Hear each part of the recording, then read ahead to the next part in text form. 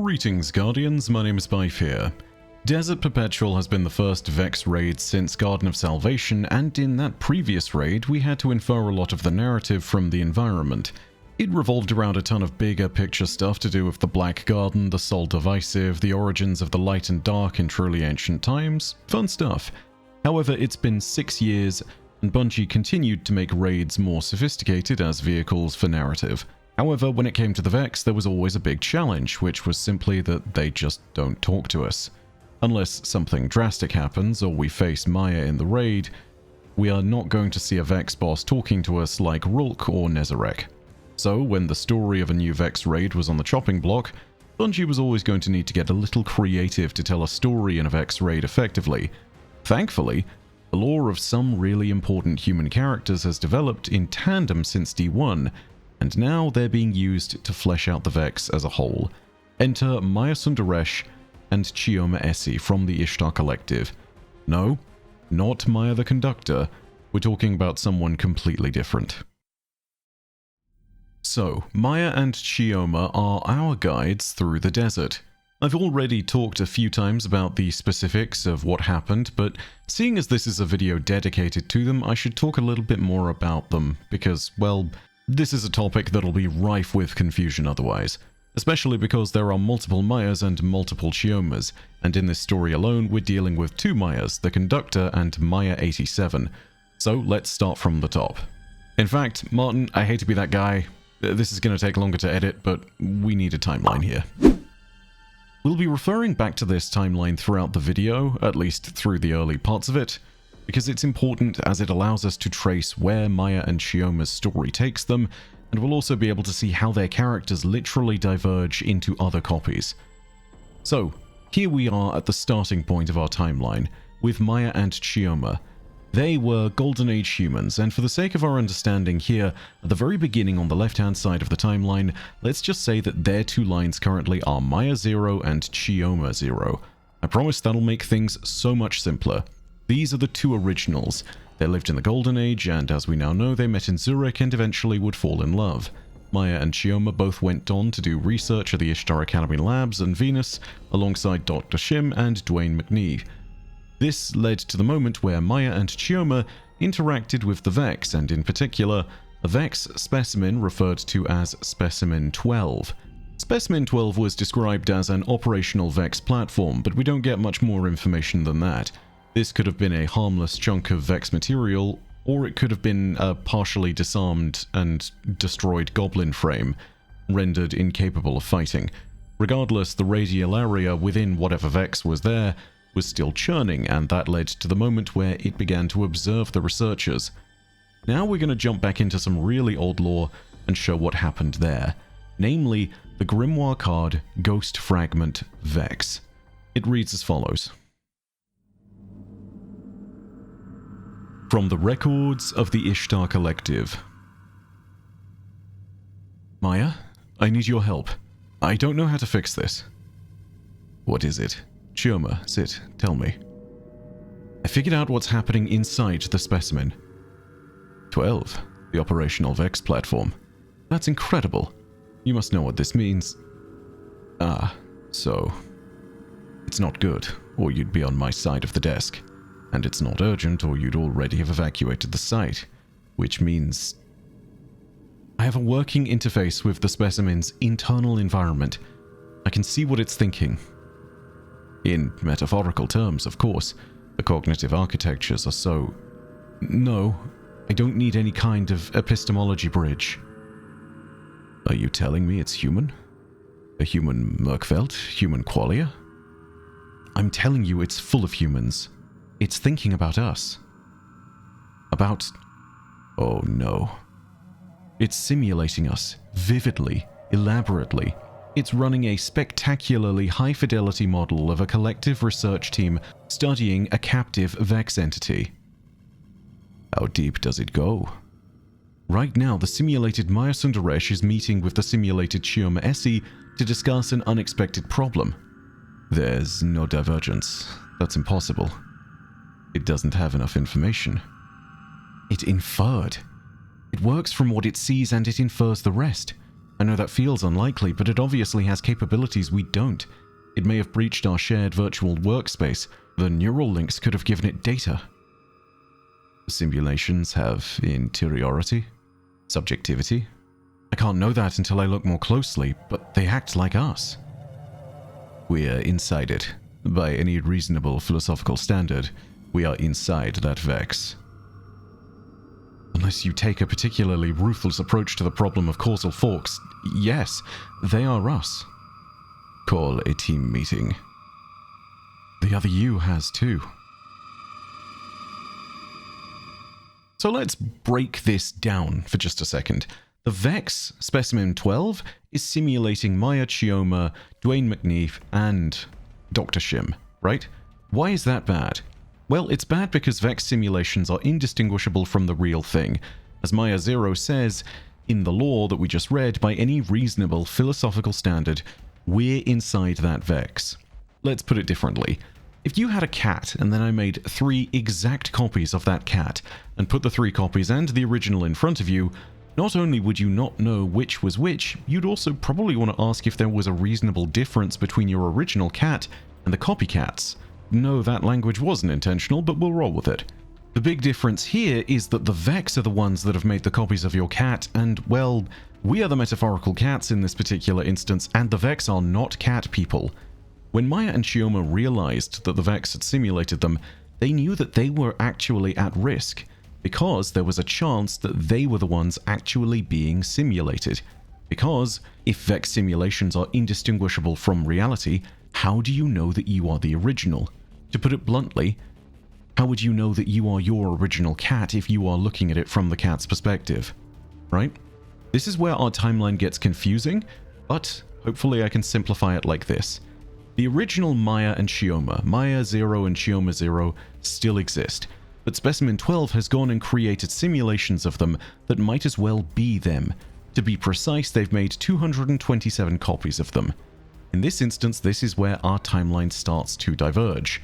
So now we have 4 separate lines on this timeline that start to diverge from this point. Chioma 0, Maya 0, the Chioma copies, and the Maya copies. The story would eventually find some resolution when they got assistance from the Warmind Rasputin. Rasputin was able to determine which of the simulated copies were in fact simulations. He then extracted them safely from Specimen 12. From here, our timeline splits properly, because Maya and Chioma 0 would go on and do their own thing. Meanwhile, these other lines down here, which I'm going to refer to as the copies, started to go their own way. This includes our Maya and Chioma that get in touch with us during the raid, Maya 87 and Chioma 50. At this point in time, however, they make a massive decision along with the rest of the copies. They vote to be released into the Vex network in teams. Their objective is to explore the Vex network together and to conduct operations within it so that humanity can better understand the Vex. This is also recorded in some of the old lore from Destiny 1, namely in the Grimoire card Ghost Fragment Vex 4. From here, the copies began to spread out into the network, and there are a ton of stories that involve them and their work. Some copies were lost and died, some drifted apart and fell out of love, some even made contact with characters like Praedyth. There are a ton of variations amongst their adventures, but the ones we're focusing on are the adventures of Maya 87 and Chioma 50, who start to become relevant to the story in Echoes Act 3 and the Encore mission, in particular the 3rd week iteration of it. However, we've got a little bit of time before we reach there because we need to go away from the story of the copies and return to Maya 0 and Chioma 0.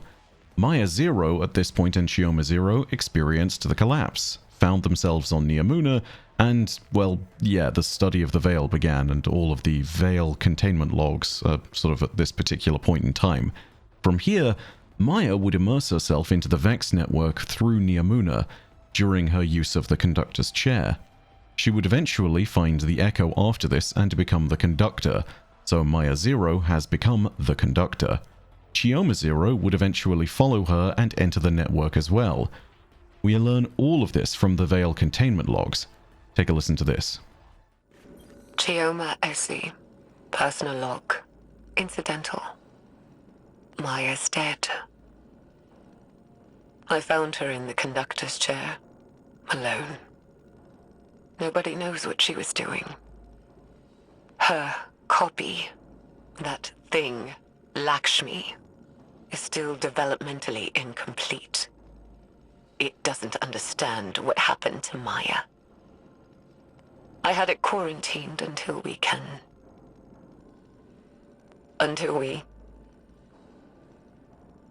do something. There's no dates on any of these files.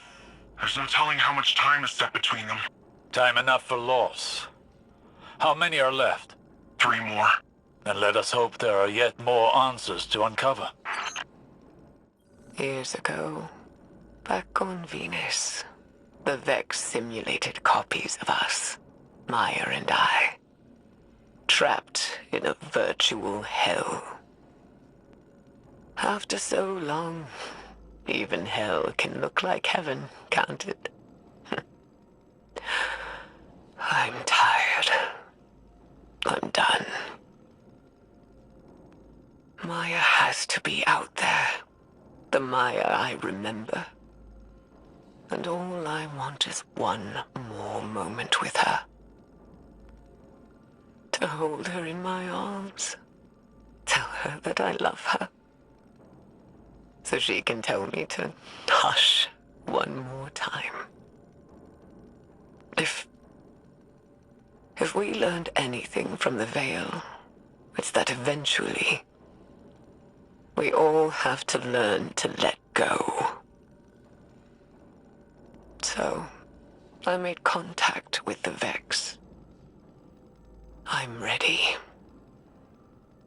And it's time to say goodbye. And so from here we move on to Encore, where sadly Chioma Zero would find her Maya Sundaresh once again. Their last conversation, however, would not be the tender sunrise conversation that she'd hoped to have. Wait, I don't... This is her. Chioma Essie. From our own past. Here. Dead. She's been thrown away too? Does Maya know what she's done? Fidelity test. When did you first tell me you loved me? I wish I could remember a time I loved you. Elaborate. I watched the woman I loved whittle herself away. Compromise by compromise. And I stood by you in each atrocity. Now all I see in front of me is a monster. Not my sunrise. I'm trying to save you. You're not my Chioma.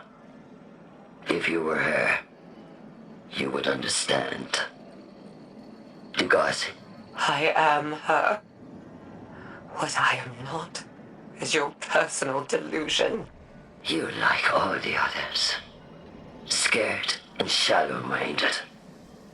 Degaussing exomind. Emotional fidelity test failed. And so, Maya killed the Chioma from our time, Chioma Zero. The Chioma that was based off of the mind of her wife that survived with her and made it to Neomuna. The original Chioma. But there's more to Echoes and Encore in particular, because it's here that our raid guides start to make their presence known. When you did that mission, you could occasionally hear messages from the copies of the research team that were exploring throughout the Vex network. These were secret recordings that you could find all over the place, and thanks to the patron saints at the Lore Vault, these recordings have been saved. Take a listen to this one from very late in the third iteration of the mission in particular. It's relevant. Wide frequency. Wide as it goes.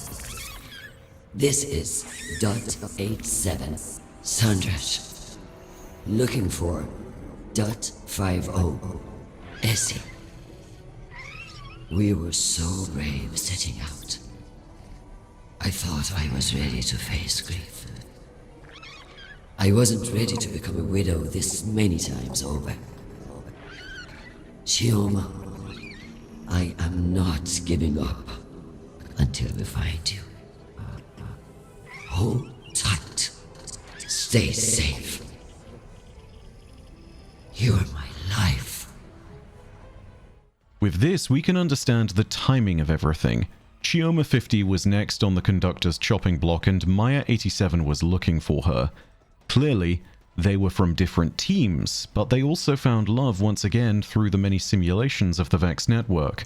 But before Chioma 50 could be put into an exoframe and degaussed for her failure of a fidelity test that would inevitably come along, we arrived and defeated the conductor, ending episode Echoes.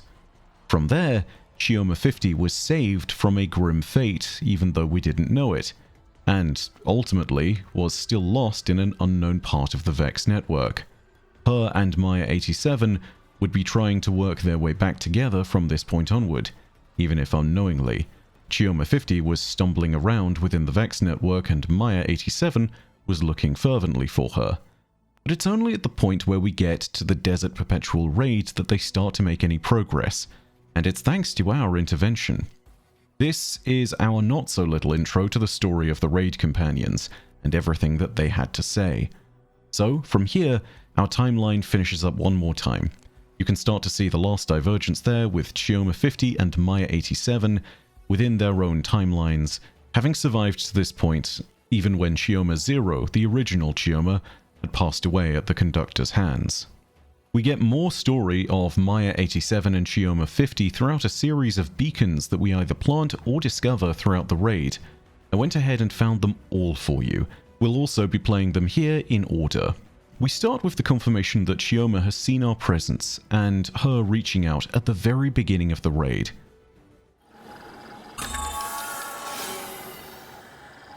Dr. Chioma Essie, Team Point 50 of 227, calling from somewhere in the VexNet. In my escape from the conductor's lab, I seem to have lost my bearings.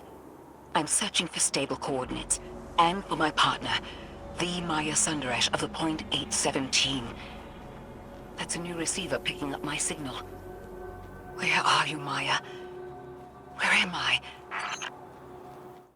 From here, on our first run of the raid, you can choose the order in which you do encounters, but as you go through and find more beacons, Maya and Chioma will be joining us, and they will reconnect through the dialogue. From here on, I'm going to play these in an order that I think makes sense, even though you can technically find them in any order.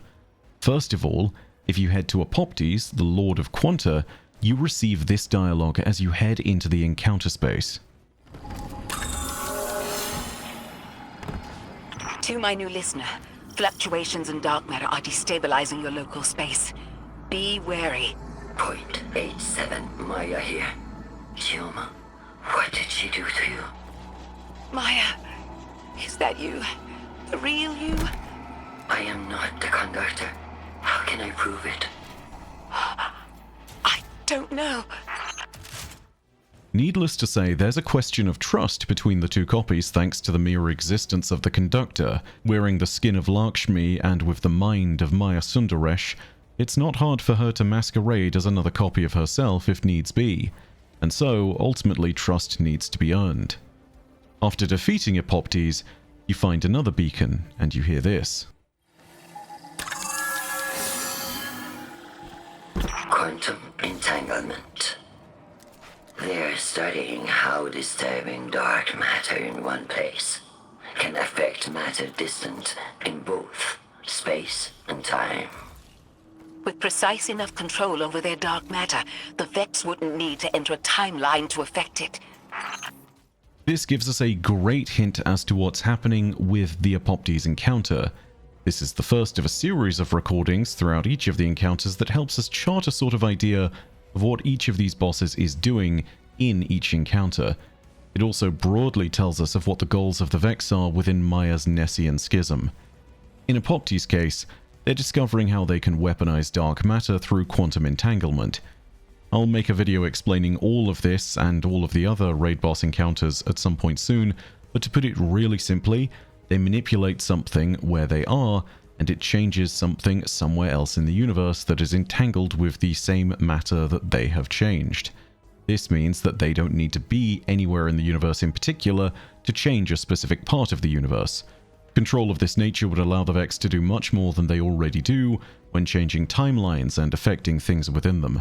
Moving onward to the Hobgoblin encounter, Maya87 tells us the following. A quick affirmation that it's good to know that someone is out there hunting the conductor. If you're fighting the servants of my other self, then I wish you well. The conductor was a monster to the hundreds of ourselves within the network. A phantom snatching Chiomas away in the dark. What a relief to finally have a target to aim at. Even if it's me. After the defeat of the Hobgoblin, we hear the following. The death of your Nine has left the Vex with a surplus of dark matter. It shouldn't accumulate like this naturally. They're studying how that dark matter interacts with materials superposed in space and time, across phase and dimension. Agroios, I hope I'm pronouncing that correctly, is actually the encounter that we know the least about, I think. That's purely on my basis of not understanding it very well personally, but I think it's all about the Vex trying to hunt the other members of the Nine by examining the excess of dark matter emanating from Three's remains. In particular, there is a note about superposed materials in space and time, which implies that they're looking at what signatures and hints the Nine leave behind in dark matter that can be used to track them, seeing how the fourth dimension and third dimension line up and interact so that they might trace these fourth dimensional beings in a manner. This is something I'll investigate further, but that's what I think is going on at very least. Moving on to the Wyvern encounter, Iatros, we hear the following. The Vex are focused on cold dark matter. Their work is pulling at the bonds of real space, where it's tied to your location. A corner of unknown space. The conductor must be taken down. And don't tell me off for self-destructive impulses, Chioma. Have I ever? Once. Yes. Memorably. The more specific study of dark matter in Iatros' case is given with a particular intent, which we can understand when we look at the final beacon for this encounter having defeated Iatros. That Vex was running experiments on its own chassis, looking to neutralize the effects of the dark matter contaminating it. Dark matter is inimical to the Vex. That's an advantage of ours we can't see taken away. So here we see that Iatros was an entirely different facet of Maya's plan. The Vex are studying dark matter and how it affects their chassis. More importantly, this Vex was trying to create immunities to the corruption that the dark matter festers within each Vex. If they can do so, the entirety of Maya's Vex would be able to use dark matter much more safely. Finally, approaching the nursery area at the heart of the raid, we hear the true intent of Maya's Choral Vex, with the anomaly and the remains of Three.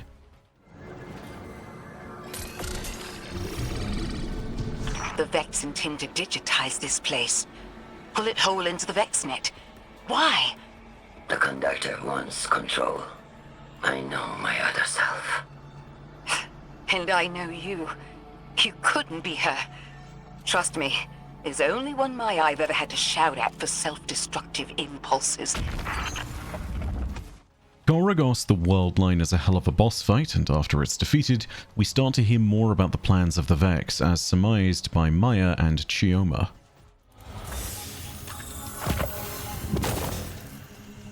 Real space is stabilizing again. It's done, Guardian. The Vex here was sifting for the locations of other sapient gravitic anomalies. In your terms, the other members of the Nine. This one was commanded to trade the places of today's Earth with the Earth of my time. It failed, and was punished. The conductor will not accept a second failure. So the intent of the Vex in this entire situation is to search for the other members of the Nine by digitizing the remains of Three and pulling it into the Vex network in the process. This would allow them the time and space to study uninterrupted, ultimately accomplishing their goals, free from Guardian interference. From here though, we get a new quest that begins, or at least continues, on from what was told to us by Dean Rebecca. Maya and Chioma get more dialogue here, and they've found another way of interrupting the Conductor's plans. This piece of unknown space remains connected to the Vex network. It presents an opportunity. Maya and I are at different points within the net. With you, we make 3. 3 points of triangulation. The first step towards a map. The Vex use their network for simulations. Billions of them layered one atop the other. At points of similarity, they converge. Set down anchors at those points, and we can find every connected simulation. We can begin to chart the Vex net itself. So, you heard it from them. Maya and Chioma intend to map, using our assistance, the Vex network itself, and all the simulations that are connected. In the process, they also might find each other again. This is accomplished in subsequent clears of Desert Perpetual, where you place down anchors, which will be placed in similar locations in other simulated areas of the Vex network. I'm going to cover these as I found them, but the order of activation appears to be arbitrary based on a few other clears that I've done, so don't take this order as a set-in-stone progression thing. I think this could be wrong, but also this is just the order that I have for you. It doesn't change the story dramatically, these are just all different points in the story that are relatively separate. In the nursery segment, you hear these notes from the exploring couple. We've got our preliminary data set. Thank you, Guardian. We'll use this information to keep you posted on the Vex as we're able. And Chioma and I will be able to find each other again. Green Moon Row, you said?